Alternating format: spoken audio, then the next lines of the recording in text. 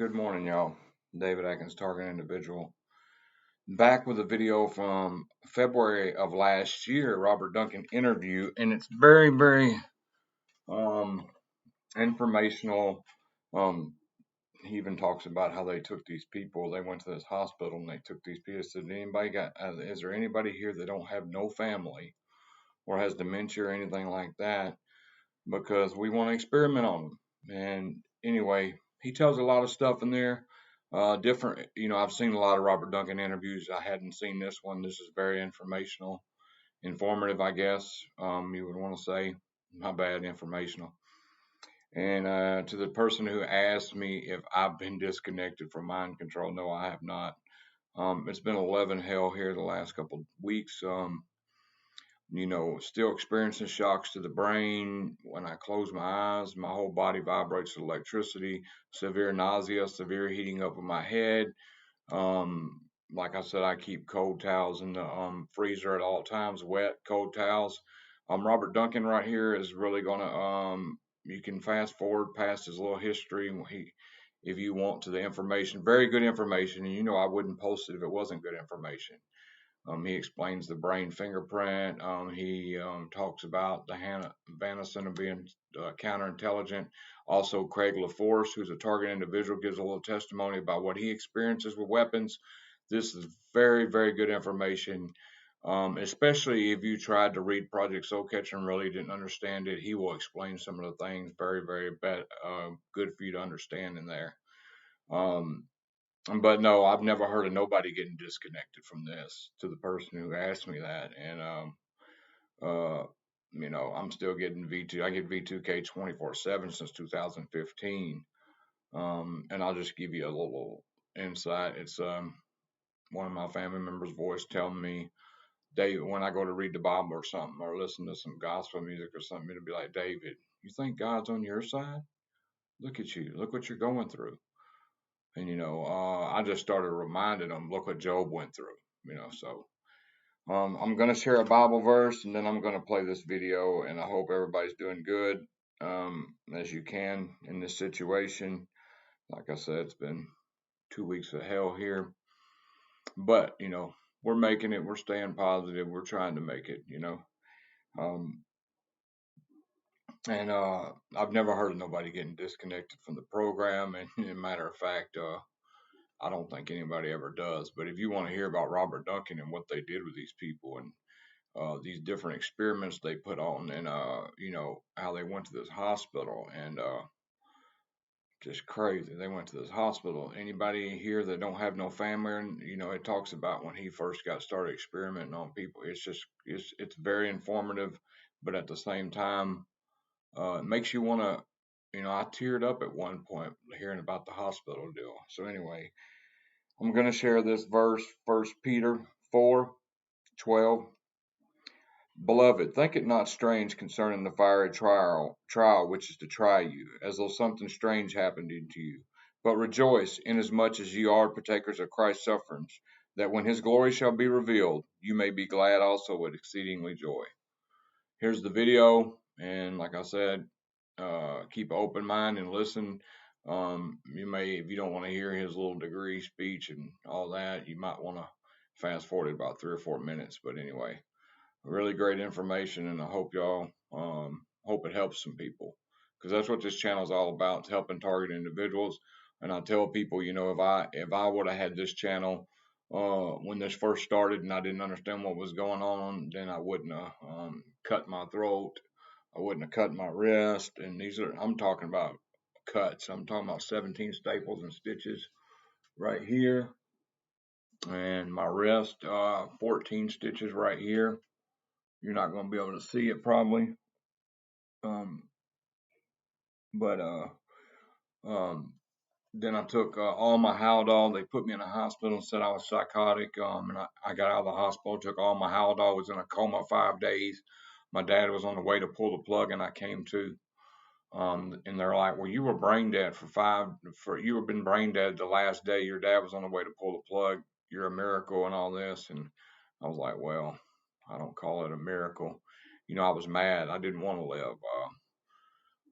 So like if I said, if I'd have had all this information, I wouldn't have done it. And I won't commit suicide no more, or try.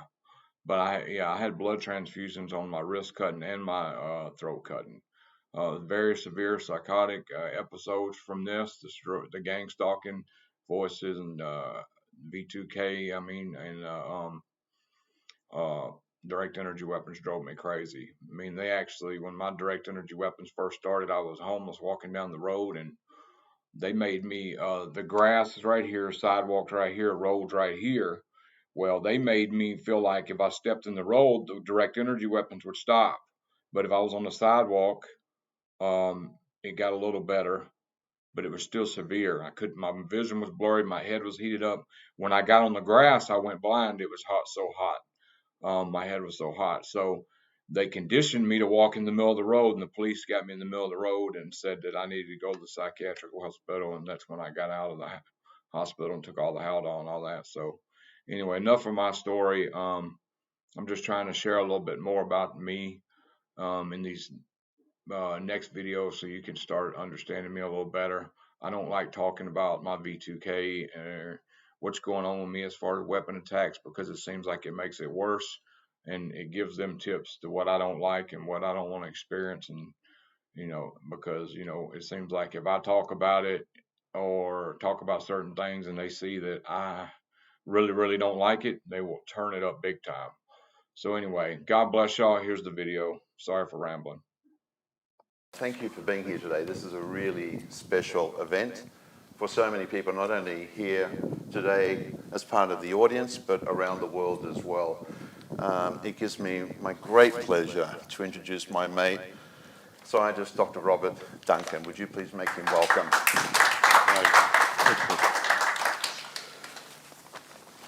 So we're just going to have a discussion today, back and forward, about a major topic that's affecting the world, and I'm just going to pass this over to Robert to initiate the whole discussion and give us a little bit of background on yourself, and sure, that'll be wonderful. Okay.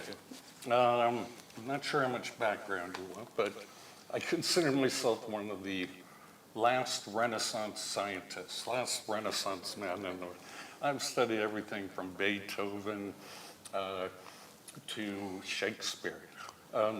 I went to a private school in Connecticut, and then on to Harvard on the East Coast, where I was early accepted. They allowed me to graduate in 3 years. I declined, not Harvard, but to graduate early, because there's so many great classes to still take, and my parents were paying for it. So. I worked at an artificial intelligence company. I forgot to mention, my undergrad focus was pre-medical and computer science. I decided I don't like blood of any kind. So unlike the rest of my family, I didn't become a medical doctor.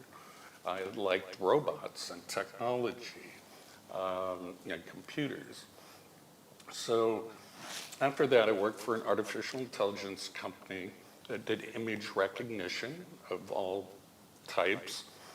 And I went back to school for a master's in biomechanical engineering, robotic engineering, like artificial hearts and those types of engineering majors.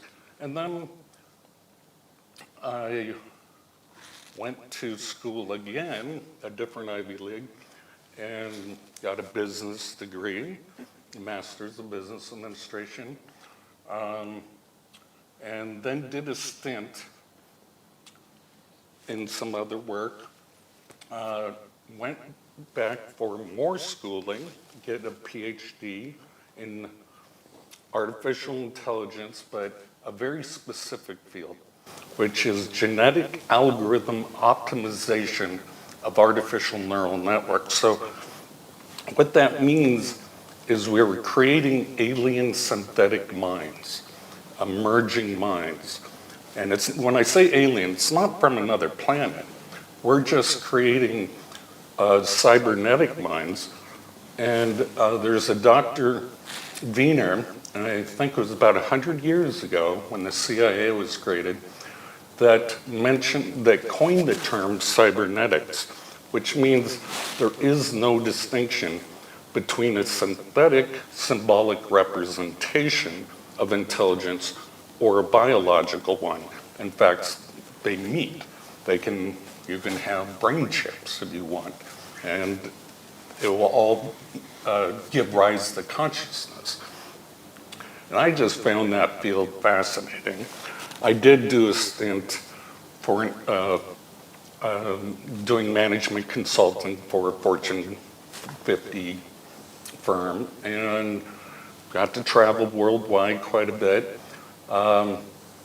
Anyway, when I got recruited, headhunted by DARPA, Department of Defense, CIA, and I love high-end technology, and I wasn't immoral about it.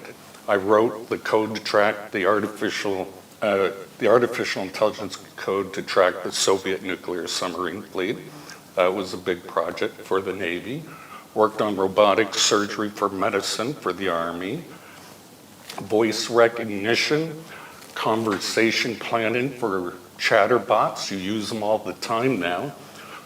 Voice of God weapons we used in war, in the Gulf War, for example. This is a V2K. V2K, where we can project a sound you cannot plug your ears for to stop. And we'll get into a little more about how that particular technology works. But we told them in their language, this is all a lay down your arms. And it worked quite effectively because the technology is unexplainable to the common person who hasn't experienced it yet. And then I saw in society a lot of my work being misused on my own population. I'm like, that's exactly what I worked on, the things Craig's experiencing. And this was not supposed to be used on civilians. This was supposed to be a wartime weapon used for interrogation purposes, perhaps to maybe fatigue the enemy and demoralize them, which you can understand the Department of Defense be quite interested in this. Wars without blood. I mean, that's wonderful. Being misused completely. I started my own investigation about 22 years ago. I became a human rights activist against torture, all forms of torture, but mainly this kind of torture that Craig will talk about, what's happened to him and people all around the world. This wasn't the way it was supposed to be, and so my agenda since then has been to enlighten people, to educate them. I've gone to the Senate Intelligence Committee, met with 23 senators in the United States, federal, with the head of the LA FBI, and to our dismay, our words fell on deaf ears of what was happening. No one understood the technology or even believed it existed. And these are our leaders. We met with the Senate Intelligence Committee behind closed doors and, frisk for wires and bugs. They had never heard of MK Ultra, which they're the oversight committee of our intelligence agencies. And we had a huge hearing in the 1970s called the Frank Church hearings, a senator from my state of Idaho, but I know most people don't know where Idaho is. And it was very famous, and turns out the CIA was doing all this mind control testing on humans in Canada and the United States, just some various things. And they end up shredding about 70,000 documents. So that kind of led me forward to write some books that I did and do events like this just to educate the world. This is happening. It's probably ramping up. If you know someone, educate them, because the shock and awe of becoming a target, not knowing how it all works and what to expect, is horrifying.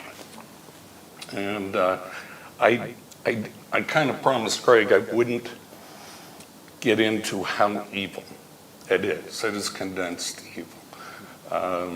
So that, anyway, that's my introduction. Thanks, Robert. Thanks, Robert. So we've talked about a variety of things since Robert arrived on Wednesday. He looked really great when he came through customs and immigration. He stood there by himself, and we hadn't met before, but we've been on numerous conferences and radios and panels talking about this issue, because I'm one of the targeted individuals from this. I lived in the United States for 28 years. So when do you think this mind control started? Because there are discussions about post-World War II, what happened with the paperclip, was it Project Paperclip? So after World War II, the Russians, the winners of the World War II, and the United States, along with Britain and others, decided to divide all the German scientists and forgive them of their war crimes. And what we hear about are the ones that end up building, in NASA, or building intercontinental ballistic missiles, or the missile scientists. But half of them were mind scientists, and they were about psychological warfare of how to socially engineer the world under one world control. We don't hear about those, but they're very much in the, in the influence of every political party in the world. Yeah, so I know there are numerous scientists who came over, instead of going to the Nuremberg trials and being hanged, the US government said, you tell us everything you know about mind control because you've been using children in the concentration camps. And the US received some of these scientists, and some went to Russia, and it's escalated from that period. New arms race began, and this is for the very soul of man, the cognitive warfare. It's funny, we think nuclear weapons, that's what we need to worry about. And that we do, I mean, absolutely, that would annihilate all civilization. But you're one step ahead if you can control the minds of those with their fingers on the nuclear weapons. And so that's the idea, as well as you can shape cultures, not just through your normal propaganda methods of television, radio, et cetera. This is direct neural interfacing wirelessly while you're sleeping, programming your dreams, making associations that are not your self-autonomous entity. And this is a conversation the human race has to have, every government has to have. And this is why I at least talk about it, is to get more people interested in it before it's too late. And it may be too late, but... We know that the weapons were created for the Iraq War, as an example, to tell the Iraqi troops when they were retreating, you can basically talk into a microphone, and that can radiate out to a couple of miles, 2 or 3 miles, and they use that to tell the Iraqi forces that this is the voice of Allah, put your weapons down. There are two technologies. The voice of God is a broad categorization of both audio techniques, and one's called LRAD, long-range acoustical device, which again can go for a long distance. No speaker can do that. It's a type of acoustical array. And then there's the microwave hearing effect. Dr. Frey first invented it, and there's a Dr. Lin in University of Chicago that has also done work on it. And this is a strange effect that if microwaves or high-frequency radio waves and, interact with the brain, it heats it slightly, and then it cools, heats it slightly. And this is done in the extremely low frequency range, and humans can hear voices clicking, music can be piped into it with different levels of sensitivity, and it depends on the power range window. And that's one type of voice of God weapon. It often, the Army calls it B2K, voice to skull. They removed it from their website because of all the people that are complaining about it. And so that's one aspect. Then there's more sophisticated weaponry that we use brain prints. Everyone has a unique fingerprint. Even more so, you have a unique thought pattern. And so we can cognitively model certain aspects, like a fingerprint of your brain print, if we can get a sample of your MEG, which is called magnetoencephalograph, or your EEG, electroencephalograph, reading your brain waves, the electricity and the magnetic radiance that it gives off. Now again, people have difficulty believing we've gone from brain chips, which they used to do in the 1960s with a guy named Dr. Delgado, and he's known as, he was a Yale professor in the School of Medicine for neurology, and he would experiment with humans by inserting electrodes into their brain. He could create any type of emotion. He could move their bodies in certain ways. Very brutal, but that was allowed during the Cold War. He even inserted brain chips to do it remotely, just radio frequency brain chips.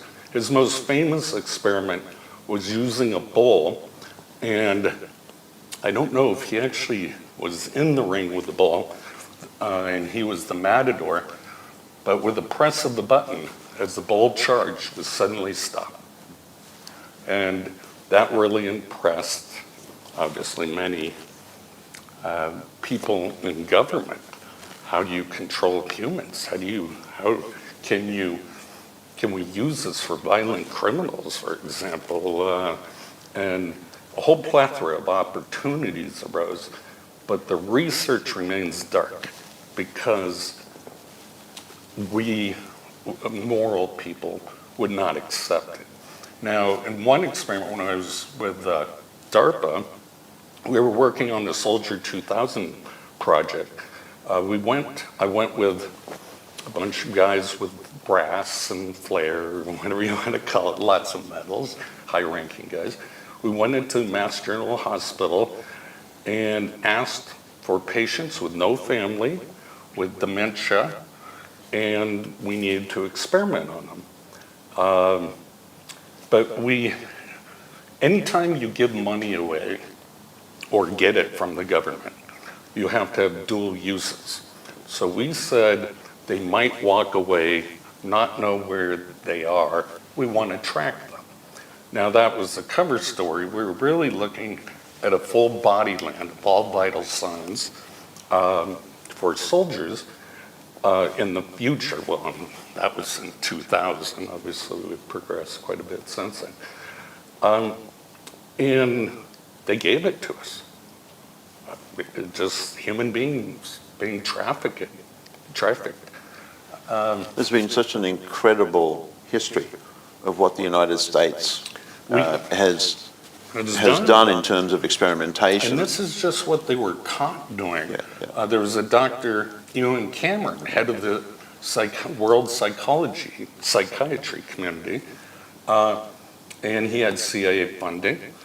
He took housewives that had mild depression, played 2-track loop tapes, gave them drugs, LSD, I believe, and the 2-track tapes were very negative. Your family hates you, blah, blah, blah.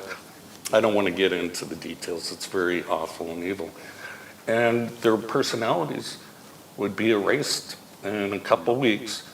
One woman sued, she got money, and she had to learn how to talk and pee again. So that's literally brainwashed. You're de-patterning the brain's cultural background, everything it's learned. Then the second half comes in, and that's programming. And then you build up new personalities. The CIA does this for split personality assassins, but it's for splitting personalities. It's also used in a variety of interrogation techniques for high-value targets. So yes, there's a long history of experimenting on the vulnerable people, usually people that can be discredited. We would feed Down syndrome children radioactive cereal, for example, to see how frequently cancers would arise. The list is numerous with syphilis. We can syphilis. go How do into you get these people to, I mean, how do you get these people to experiment on? Non-consensual. well, one, it's non-consensual, but it's also Are they institutions? Are they? no, it's the medical industry itself is such an authority that they can be paid under the table by usually the CIA, but in my case it was Department of Defense.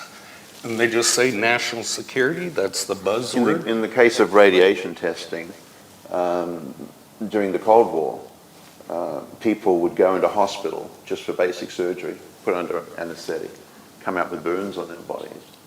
And that was part of the process of what was done to people non-consensually. You went in there for a basic surgery, and they came out with burns on their bodies, and there was an 18-month investigation into it. And there's a wonderful YouTube video where President Clinton stands up in 1995, October 1995, and he basically says on behalf of the US government, we need to step up and apologise that this is what we've done to people. So when you look at the history, it's overwhelming. Plutonium injections, syphilis, LSD, they injected black women to make them barren. They decided if you were poor or homeless, they could inject you with something as a test subject. There are so many examples. And Britain did that because homosexuality was illegal to a World War II hero who cracked Hitler's... The Enigma. Yeah. The Enigma. Is there not a code of ethics that underpins this? Well, if I can explain my situation. So I lived in the United States. I moved there in 1983. Knew nothing about this at all. I've been a victim, what we call a targeted individual, for at least 30 years. So I believe that I am one of the victims who at some point after during an operation, have been chipped or implanted. I literally have voices coming into my head 20 hours a day. I average about 4 hours sleep at night time before I'm woken up with very, very clear voices. I can delineate between my own thoughts and, as Robert alluded to, exactly, the computerized nightmares and dreams that come into my head. I'm burnt from the top of my head to throughout my body from these transmissions. I can be on a plane or on a ship anywhere in the world. I've been up to the North Cape, down to Antarctica 4 times, and I'm blown off my feet when these people decide to attack me. So I can literally feel a click, as you were talking about, go from one side of my head to the other. The voices come in, my head starts to swell up, and it's just a technology that no one wants to know about at the moment. You talk to a medical practitioner and you say, I'm hearing voices. Well, they say, well, you know, you're schizophrenic. Schizophrenia, we'll come to questions in a minute. Schizophrenia happens to people in their 20s, and they have sometimes split personalities. They can't live a normal life. And it doesn't happen to people in their 30s, 40s, 50s, and 60s. So I go through a daily process now, as do hundreds of thousands of people. I'm a board member of an organisation called ICATOR, ICATOR, based in Belgium. It stands for the International Coalition Against Torture and Robotisation of Living Beings. And we are fighting so hard to try and bring this as a war crime before Parliament in Brussels. We have so many people contacting us, post-World War II, people who are going through torture every single day. There is not a moment that I'm walking down the street, because transmission can also happen through the eyes. I can be watching a program on TV, Jeopardy for example, I love Jeopardy, or I go on the ship and I play trivia. I can't play trivia because I'm given the answers. So Jeopardy, questions to do with sports, which I don't follow unless it's Australian, Aussie rules or swimming. I don't follow American football, but I'm given the answers very, very clearly. I can, as I say, delineate between my own thoughts and those which are coming into my head. And part of this process is also that they take you, as you become so exhausted, they take your sentences and give you the words in advance of you actually producing the words that you want to. So part of my daily routine is I don't respond to the voices at all. They're virtually non-stop. I don't respond to them because I can literally have the image come in at the same time as the voice coming in. And you can imagine how useful that would be to manipulate politicians or news broadcasters, is inserting words in their speeches or screwing up their speech, depending on who you want to win and manipulate. Or being in a meeting and transmitting what you are watching and listening to some... And that's the spy application. That's the spy application of it. And you have no metal necessarily on you, but you're giving off biosignatures, which can be deciphered. Correct. And it's the ultimate weapon. So I can literally feel the voices pulsating when they come into my head. I can literally feel that. So a doctor will refer you to a neurologist. You go in because this is not well known or it's being protected, this information. You have a neurologist and a radiologist who looks at the chart very quickly. They're not looking for specific implants or chips. Some of them are so small, they're not all made of metal, so MRIs and CAT scans, X-rays don't pick these up. And so you have what's called calcification, and that happens to the bone grows over the skull, and I just spoke to a neurologist recently, and the neurologist said, yes, we don't go into those areas that we're not looking for a tumour. They're called LFOs, light foreign objects. Yeah, the medical industry, unfortunately, is not in cahoots with the military applications, and that's for a reason. They have to take an oath, do no harm. But as we found out during the Gulf War or Desert Storm, you know, we tortured a few people, as Clinton said. I think it was Clinton. We do things that the public can't know about because they would feel too much shame that their tax dollars were being used in such a way. They would lose their funding potentially. But there are other ways other than chipping. There are about 26 other ways, but I'm not going to get into them. And all are being explored. That's why they need so many humans to do this survey, if you will. And the one such example is nanoprotein, magnetic nanoproteins. Now, how they're delivered to the individual, there's a variety of mechanisms that can do that, but they permanently attach to the nerve cells and brain cells, and hence just a magnetic field that is biosynchronized, biocorrelated to your brain pan, will only affect you, not the person next to you.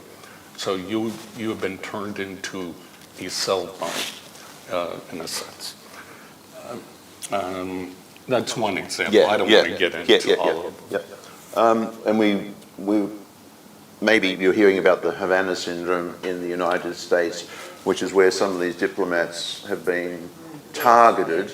So maybe we can talk about, and I meant to say at the beginning, we're going to just discuss all this and we'll have about 20 minutes for questions afterwards. So sorry I didn't mention that at the beginning.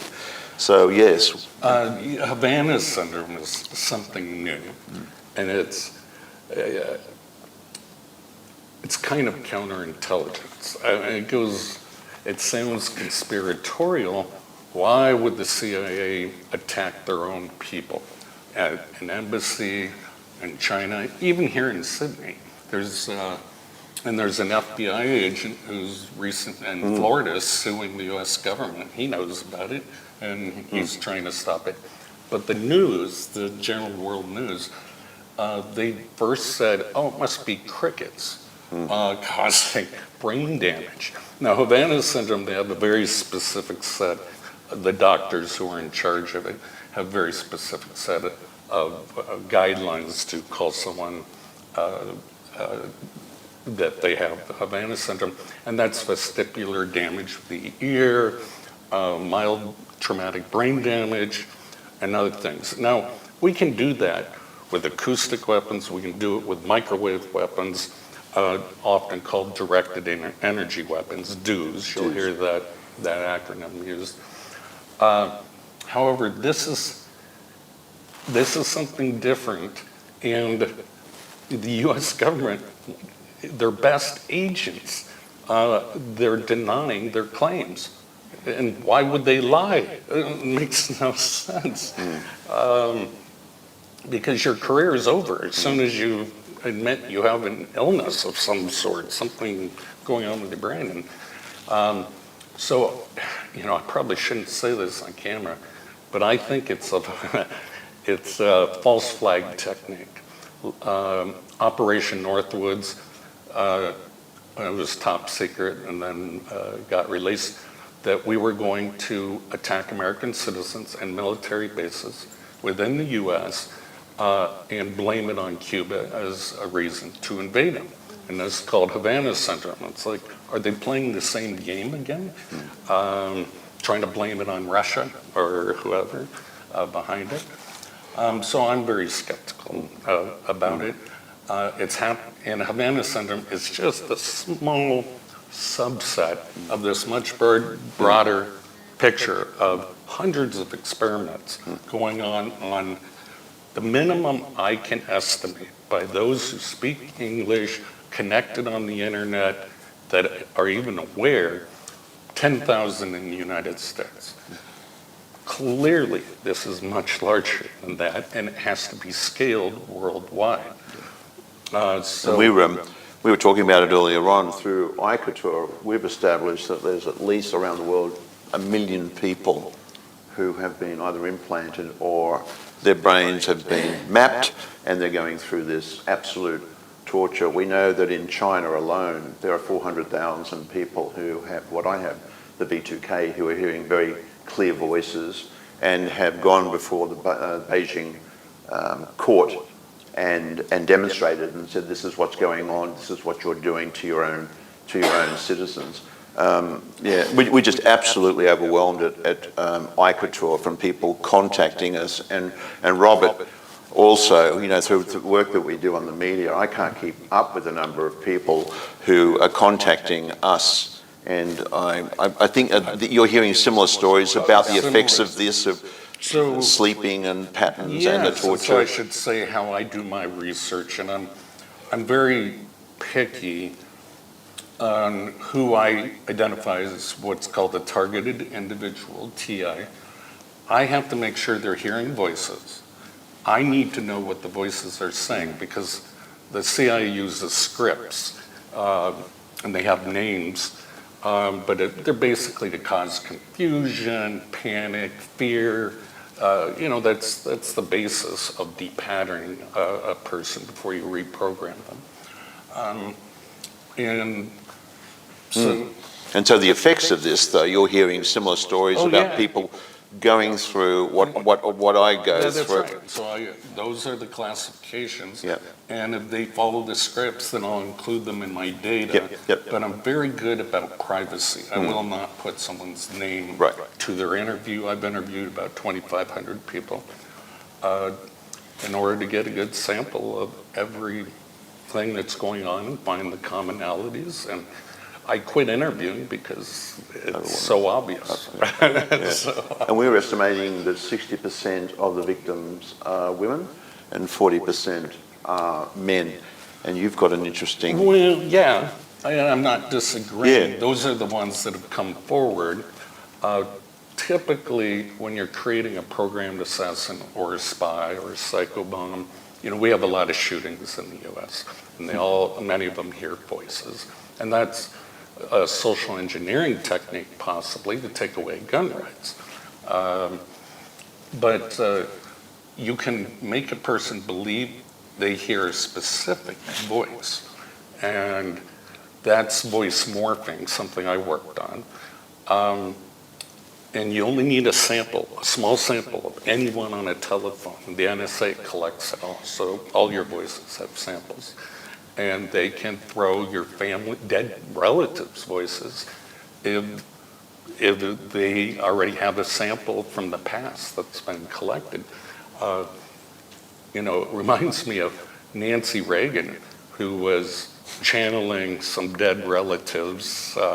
That can all be another form of manipulation of leaders. And so this is it's a very devastating technology in terms of democracy, religion. There's no free will. Well, then how does that survive? And even crime and punishment. If you don't know whose mind is actually manipulating that person into violence or criminal activity, there is no justice, because you're linking a body, not the person's autonomy and free will. So it's interesting, there was a chap by the name of Ewan Cameron, and some of the people who are very close to me recognise the connection that I have with James Cameron. Right. So, not that they're related at all, but I used to live with James Cameron, the scientist director of Avatar and Terminator. And we, during the time that I was living with him for about 4 months in Malibu, we went up to promote Avatar in Seattle, Washington, and we did a side trip to a company called iLabs. And iLabs looks at there's a lot of brain research there, and we saw the transmission of thoughts from a child onto a screen. So the child literally was given the names of animals, and the child would project it up onto a screen. So there's some really positive parts to this. Not that I enjoyed watching a child being used for this demonstration, but there's some really positive parts to this, where you have people who have Parkinson's now can literally look at a screen. They have very, very thin wires which are put into their brain, and they can literally type through their thoughts an email and have it sent to somebody. So I'm one of the, unfortunately, the guinea pigs who I will not stop. Yeah, and you're the warfare uses. I'm the warfare. I'm the warfare. I like that the civilian scientists are catching up, and a lot of people don't like Elon Musk, like his Neuralink company, but I think that's a necessity to bring awareness, and it's not going to be regulated until the civilians catch up and say, look at what we can do. We can connect monkey brains to human brains. Now, Duke University, what they're experimenting with is what my future book, or book I'm currently working on, is called Emergent Minds, and topologies of brain networks. What that means is you can connect, three people's brains together. They do monkeys at Duke University, and they become hyper intelligent. Not just like three people talking, they become one mind, a super intelligence, and they can solve problems, mazes and other things that a single monkey can't do. Now that's quite interesting. Imagine warfare strategy or other solving the world's problems. That might be useful. Who's going to volunteer? Is the problem. You're utilizing other people's brain capacities. And so I'm writing about that only from a theoretical standpoint and to enlighten people of where this technology is headed.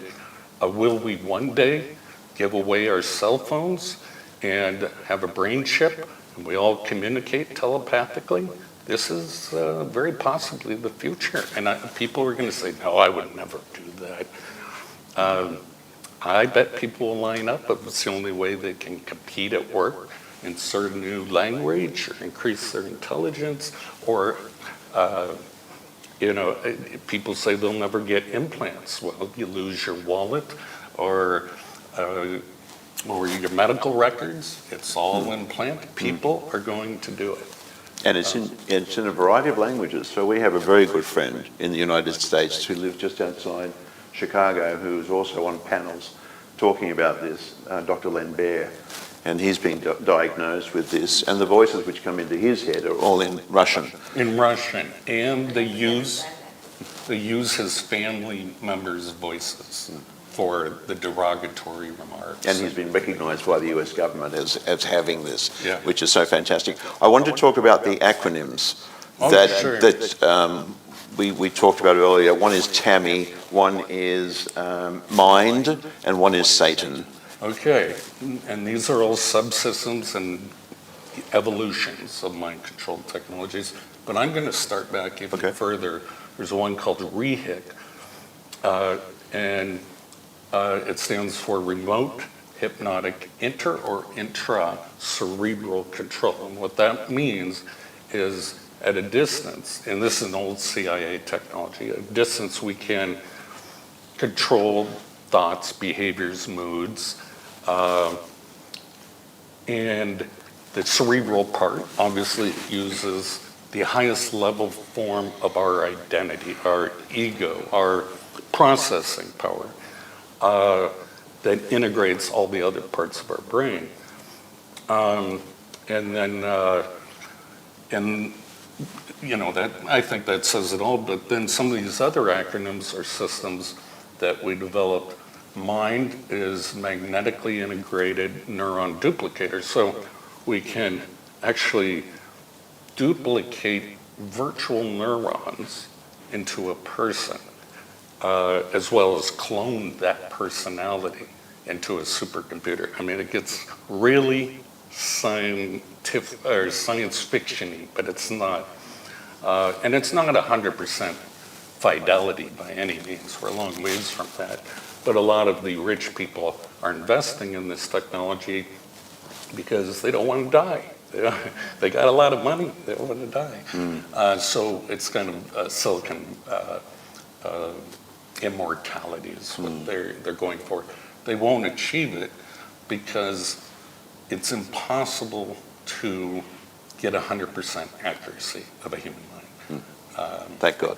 Yeah. Yeah. It's like we have our individual souls, and I get through my daily torture, not only through my family and the friends who have helped research this information and by the work that I do, and it's absolute torture.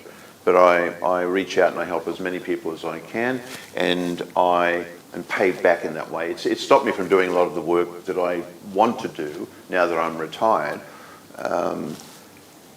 I just want to talk about the mindset, just briefly, because I don't want to recognise the perpetrators of this crime.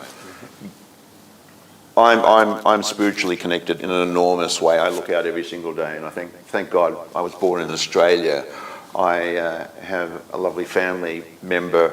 I have some wonderful, wonderful friends who've done the research and have been there to support me through this. And I just wonder what kind of person continues doing this to another person. The torture is overwhelming. I mean, literally, people You're are asking just... who's the psychopaths where who press the button? Exactly. There's so much evil in the world, and when they do speak to me, it's like, I don't believe in and they use derogatory language all the time. I don't believe in God. I'm here for a short amount of time. We don't care what happens to all of you targeted individuals. It's working for us and you think, okay, so you're sitting at home being paid perhaps by somebody to continue doing this to people, bouncing off a satellite somewhere. It's, Okay. yeah, I know.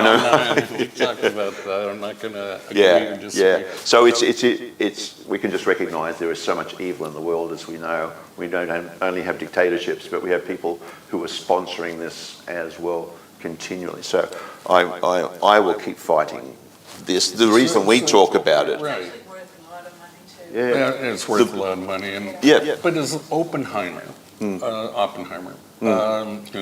kind of was the father of the atomic bomb, was he evil or did he save lives? Or, you know, there's a moral gray area, and a lot of people can't see the bigger picture, and they're trapped. You know, I'm partially trapped by national security oaths and whatnot that I can talk about. And you were asking about two more acronyms. Why don't we go back? Yes, TAMI TAMI's and Satan. Thought, Amplification, and Mind Interface. And it's a way to probe someone back to their childhood, for example, to make them recall memories. Let's say they're a terrorist. You can make them give out their network of who they meet and that kind of thing. And then Satan, that's the evil part of it. You know, CIA is quite known for assassinating leaders they don't like and people. That stands for silent assassination through adaptive networks.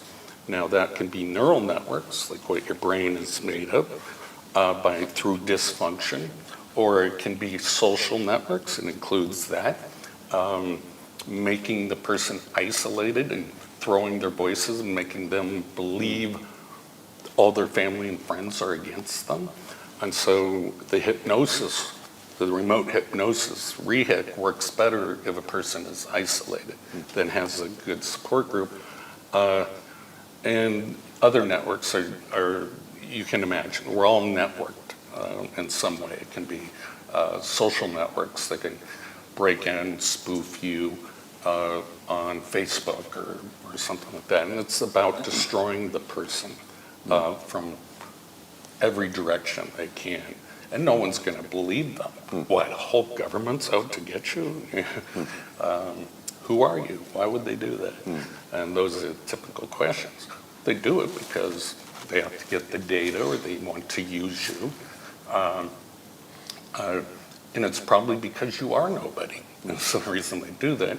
In any study, they need a sample of all languages, all cultures, all people to make sure the weapon works on everything. Or you have certain groups that they've gone and used as well. I found that a lot of gay men have been used for this experimentation. My introduction to James Cameron was overwhelming. You know, one of the most arrogant individuals I've ever met and lived with, but I learned so much from that relationship, and then seeing at iLabs what happened with the experiments. So had I not had that, there are many people out in the world who don't have the support, which is just dreadful. So many people, and some people commit suicide through this, of course. And we're out there. The reason we do this work now is that Robert's an educator, and I'm just one of the victims talking about it. And we will continue doing this as long as we have to make people more aware of the situation. So any good human can't just sit by and watch people get destroyed. So we do this because we want to share the information so that you can then go on and share it with people as well. That's what we ask for from today. And then there'll be more pressure, and the politicians will have to not play dumb anymore, and the newspapers and mass media can't hide it with all this counterintelligence that goes on. I haven't watched television in probably 7 years because I see through it all. And I just don't like the propaganda and the lies they tell the public. How are we doing on time? Yeah, I think we're just at that point where we could take 20 minutes of questions. So I'm going to ask Sam, if you have a question you'd like to ask, please just put your hand up and we'll get as many questions as we can get done. Yes, Cash. Hi, Doctor. So I know that you've been involved with creating these chips from what you've been talking about. And I know it's probably a lot harder than what it comes across, but couldn't we come up with a GoFundMe page and find you create something to detect the chip so you can just remove it from somebody rather than trying to expose these people? Because I think these evil people just won't stop. Okay. A lot of people have tried that. The chips, if they were chips, there are potentially expensive ways you could find them. Your group, I cater? No, ICATOR. Depends where you come from in the world. ICATOR. Our friend in Boston, Frank Allen, I'm on his program sometimes, radio program, talking about, and he calls it ICATOR. ICATOR, yeah. I cater. And Melanie Britchan, who's the president of ICATOR, says, she says ICATOR. So I've got, depending on who I talk to, so it stands for ICATOR, International Coalition Against the Torture and Robotization of All Living Beings. And there are many of these groups that have sprung up all over the world. They try to get funding, they try to identify that someone is chipped, and I'll put a caveat on that, they're giving off radio frequencies at certain points of their body in anechoic chambers, shielded from the outside world. You can't fully shield anything.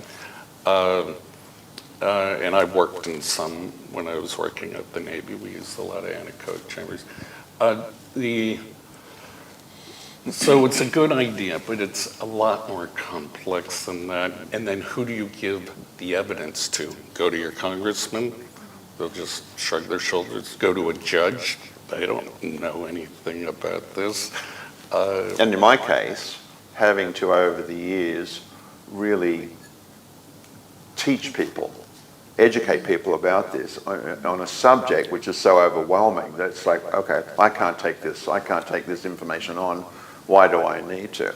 And again, it's through sharing the information and, God bless the way we've met over the last 2-3 years on the panel discussions we've had about this subject and sending it out on YouTube and people contacting us. It's just overwhelming. But this is what we need to do because I'm doing it because of the future of children and grandchildren, future generations. They're going to suffer from this. We already see children walking around on their phones all the time. There's no communication. So that's what we need to do. We need to be able to share this information for future generations to stop this. So to answer your question, why would a government give out grants to stop their own weapon?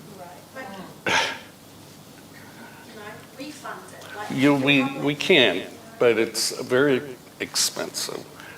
You can do, for example, a good experiment would be a superconducting liquid nitrogen, high temperature yttrium, barium, copper oxide 3 chamber to do some of the testing at. That's $10 million.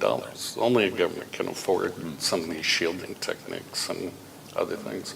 But eventually, hopefully, Elon Musk will fund some of his wealth and get some good scientists to look into it further. What's the target? Sorry. How effective are Farades cages for all the military, like anti-espionage Farades cages? Anne has come down from Mossman, and Anne is also a targeted. She's a targeted individual also. There's a standard called Echelon.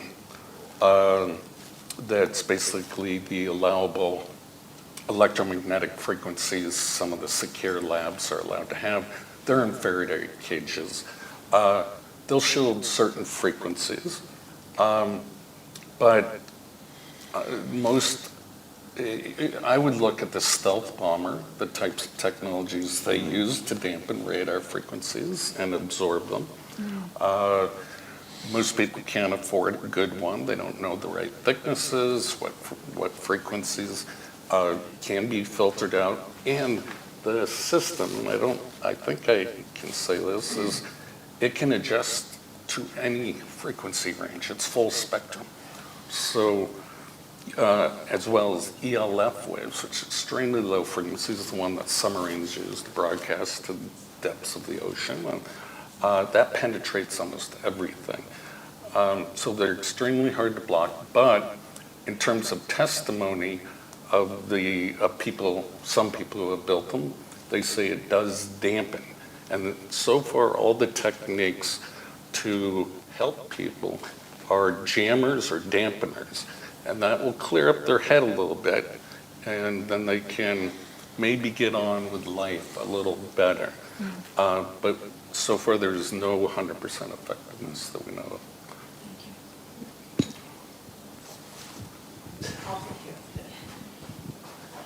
What's the criteria for targeting?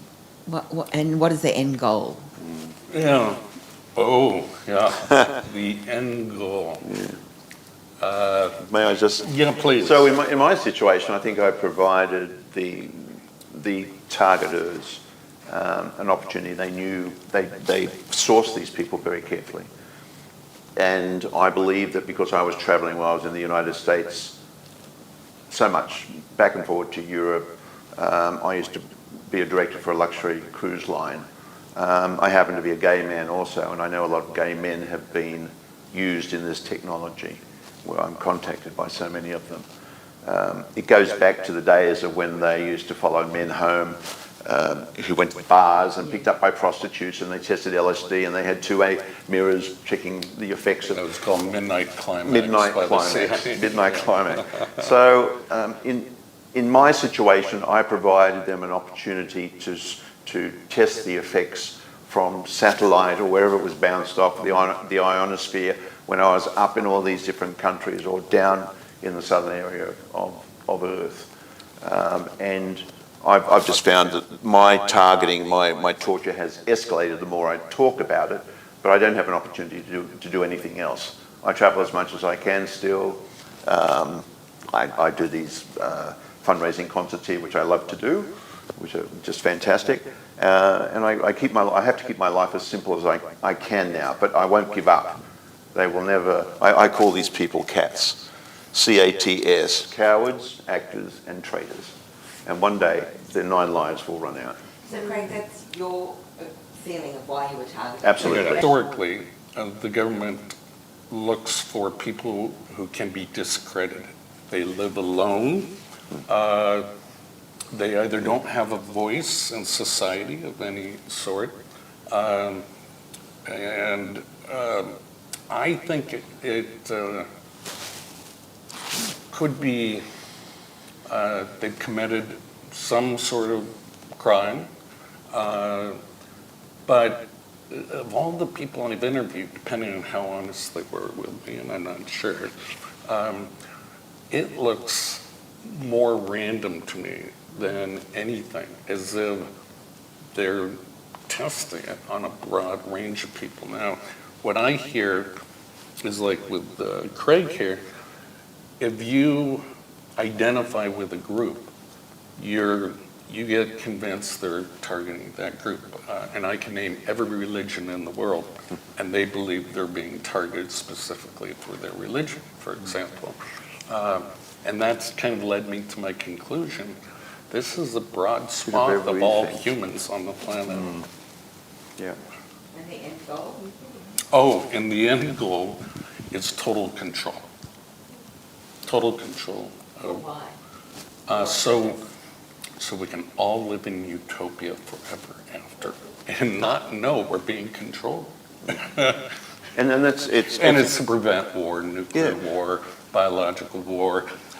people can't even think of evil. Yeah. You get like a little Skinner shock in a box, Oh, So I shouldn't steal. Okay, well, everyone will act perfectly. That's evil trying to control evil. Yes, Yeah. it is. So for those It's of us who have a soul, hypocrisy. recognise that we have a soul, that we feel blessed in so many ways, that's very straightforward to me. It's very easy that I'm in touch with my being and something bigger than myself. I have that connection, and I recognise how much evil there is out in the world. We have 20,000 children dying unnecessarily every single day, and I try and give back as much as I can, but I can't now because I'm involved in this program, which has been established and affecting so many people around the world. So, if I may say, with ICATUR, if anybody would like to make a donation, that will help us. We're taking this to Parliament in Brussels very shortly. We have the physicist, British physicist, Dr. Barry Trower, who created the mind control platform for He did electronic warfare, MI5. signal intelligence for the British Navy. Very wise man, and he's willing to speak. Maybe he's passed the terms of his agreement. Yeah, so he's coming over to help us out to go before Parliament. So if you would like to make a donation today, and I know some of you have, thank you so much for this today, but if you'd like to go onto our website, which is icator.be, there's a bio of all of us who are the board members, and also an opportunity to just share some money if you can to help out. We're only doing this for future generations. That's all we're trying to do here. I mean, the fact that we have to really sit down and take our time for future generations, whereas these people who are the perpetrators of this crime also have children and grandchildren who may be affected, is just... It's ironic. It's a paradox. Yeah, it's a paradox. Yeah. Well. Christopher. Craig, I'm interested, you have a very high level of verbal fluency. How is it that the torture that you have described and that you are suffering from runs in tandem with that verbal fluency? That's a question I have too. That's a great question. I don't know. I can put on the face. I don't put on the... How do I describe it? I try to maintain a balance between what is happening to me. I don't talk about it very often. I wouldn't talk about it because I've met you through the fundraisers. I don't talk about it very much, other than panel discussions and so forth. It's overwhelming. I don't know why they don't kill me. They can easily kill me. Yeah. They've taken me to the point of dying many, many times. Many times. On this voyage I just did down from Vancouver to Auckland. Right there. No sleep whatsoever. Every time I tried to take a nap, it would just bounce off. There is a probability of death because everything's linked to your nervous systems. Hormones can be excreted that will cause vasoconstriction. If you have any sort of hereditary, cardiovascular disease, they can kill you. And the Russians also, from a DIA, Defense Intelligence Agency report, I think it was in the 70s, said the Russians are developing a heart attack weapon by a runaway panic attack. So part of the fear, that's why they call them spooks, could spook you to death, literally. So why have they taken down Putin, for example? If they can control you and... Can we just pass the microphone over? That's all right. Sorry, Speak they into can it, yeah. control you. Sorry, just start the question again, if you could. Oh, Thank why you. haven't they taken down Use these techniques to take down these... to silently assassinate Putin. Yes. One, the Russians know about it. They have their own, what they call in their counterintelligence, psychic army. And so they may have defenses for Putin. Secondly, they want to keep this on the lowdown. A world leader like Putin said, they're attacking my brain. Well, that blows the lid off of everything. Now we look into the history of everyone else who's been claiming this and think of the repercussions of a government where But I'm suddenly, thinking, for example, through assassination. Yeah. Because there are many people that would like to take him down. I'm using him as an example. there are If other they have that techniques. control, Yeah. could they not have him assassinated? Yes, but usually the indirect assassins, what they'll do is use someone who's a target, not you, you're a kind man, but someone who's a target confused, they'll put Putin's voice in it. I'm torturing you. Oh, try to kill me if you want. And that's how you program the assassin. They're not paid, but they want their pain and torture stopped. A lot of TIs feel physical pain constantly. I understand. Okay, Yeah. thank you. Christopher. Yeah, Craig, there are just two elements to it. Was one presumes that these voices, somebody earlier on said, who's behind the microphone? And one takes it they're computer generated, Yep. and somebody's just pressing a button and sending it. And when you think about experiments, normally experiments come with research. Research comes with monitoring. To what aim is there randomly being able to affect you and torture you without identifying the research of what's happening? Are we winning? Have we achieved anything? Okay, I can answer that. The system works off of stress levels. So think of it as a remote lie detector test. But if you don't care and you're proud of it, it will move on to the next script. But how do they monitor the outcome of their research? They're reading it in real time. So they get a retransmission. Yes. That's the sneaky part. That's the sneaky part. And when the CIA was doing the LSD experiments in the Congress and during the church hearings, asked them, why are you dosing people with LSD and then not following it up, the long-term effects or anything else? They were following up with the long-term effects, but they can't tell Congress. They don't even have the security clearance. We have an overt government in the United States, the ones that people vote for, and then we have the secret government. And the secret government is becoming more powerful every day. That's the one with the hand of the puppet, isn't it? Yes, the puppet bastards. So, and to your point, so that's what I do. I keep going and I say, yes, I know you can kill me. Go ahead and do it. Because the wrath of my God is going to come down on you. That's what it's about. If you want to go ahead and kill me, I know you can do that easily to any of the targeted victims. So I just maintain this balance all the time. And it's like your book, The Soul Catcher, you know, they can't get into my soul. I've gone and said to numerous people, they've scarred my soul, but they will never get my soul.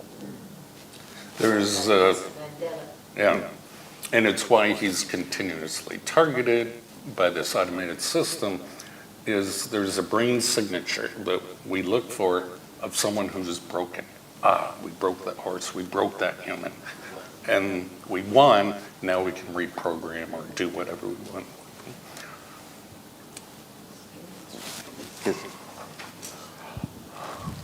You've done a lot of work with CIA, and you have a lot of information about all this stuff. How come they haven't assassinated you? Yeah, I knew that question would come up. I was warned by a guy from Israeli Secret Service or Mossad not to come to your country because if I left the United States, I'd be assassinated. I don't fear death. I'm doing the right thing. This is a great purpose for my life. It's to save others' lives. And I get probably an email a day, a thank you note for saving someone's life by the information that I give out. I just can't live my life in fear. I'm going to do what I do. Could they kill me? Yes, of course. I don't hide. But I also have become too much of a figure that would probably lead to a lot of questions. Are you limited, Robert, with what you can say? To some extent. I can tell you how we create UFOs, for example, with directed energy weapons, the orbs in the sky. But I can't talk about certain signal intelligence, advanced sensors and systems in detail. Anyway. As Craig knows, I tend to be an optimist and probably a naive utopian. And I do love science fiction and read a lot of anti-utopian literature when I was in high school. But usually through a war, there's an application that's developed to maintain a peace or to prevent an attack. And usually you can kind of see like technological or medical advances during the time of a war that then have a civilian application afterwards. And when you're talking about like ILAD, going, if I'm pronounced it correctly, like, you know, my 98-and-a-half-year-old grandmother died about a year ago, and I kind of always just think, wouldn't it be great if you could download her brain and her life and her experience into the cloud or into a thumb drive, and you could still Microsoft so is kind doing of like, that, yeah. And then, you know, her parents and her parents, so you wouldn't be mucking around with genealogy.com, or Right. you could actually still hear the stories in that way, you know. It works differently. And then there was some part of the conversation earlier where we were talking about, you know, copying a copy of a copy, and then we were watching the TV version of Isaac Asimov's Foundation, where Cleon keeps getting copied, but each copy is, you know, like a bad copy on a copy machine that drifts slightly, you know. So, yeah, would there be positive applications? Yes. Well, even saying, okay, you know, this is the voice of God, this is Allah, lay down your weapons. You could say during the pandemic, keep calm, don't worry about it so much, and that sort of thing. So what if everybody had their own personal Jesus in their head that said very positive things, but not distracting, would guide you? You're lost, and you can connect wirelessly to the internet anywhere. Oh, you want to make a left here if you want to get there. So like a personal assistant. And then you mentioned grandparents, dead relatives. Microsoft, some other companies are already doing that, not downloading the brain. What they're doing is using Markov modeling of speech, of how, and with the voice morphing, of how they sound and the phrases they use, and it gives you a nice, warm, fuzzy feeling. They're still around. Do we have time for one more question? Do they have any statistics on the number of people who have been affected by this in Australia or around the world? Yeah, it's a slow process in Australia. It really is. They're hearing about this, they go to their families and talk about it. The family sometimes doesn't want to know about it. Members of my family don't want to know about it, and I've got a doctor in my family, just don't want to know about it. So all I can suggest is that if there are any people who you know very, very close to you who do say something about this and you know that they lead normal lives, please open up the discussion and really understand that the medical practice at this stage does not recognise what I'm going through, what others are going through. So I've got two friends over in Western Australia. I've got Anne's a new contact from me. I've got a chap in Newcastle. So it's slowly happening, and yeah. So if you did go to a doctor, some of them would just say, well, oh yeah, what happens is they say to me, oh look, you know, and Mars is not real, or the Earth is flat. I've had to sit through that. I've gone to the point of trying to establish a foundation so that the medical practice would understand. And all I've been told is that, well, once the Medical Board in New South Wales recognises this as really happening to people, and that we're not delusional or crazy, will we then investigate? It's a frustrating situation to sit down in front of doctors and have to go through that just to get recognition in some way without being put down, or to get a referral to go and have an MRI, CAT scan, or an X-ray. And the radiologist is typically looking for some type of tumour, nothing else, as I talked about before. I worked as a nurse for 30 years in the emergency department. Can you take the microphone, Anne?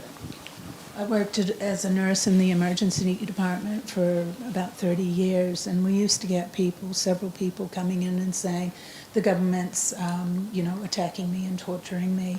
And before I was a target, I'd just look at them and go,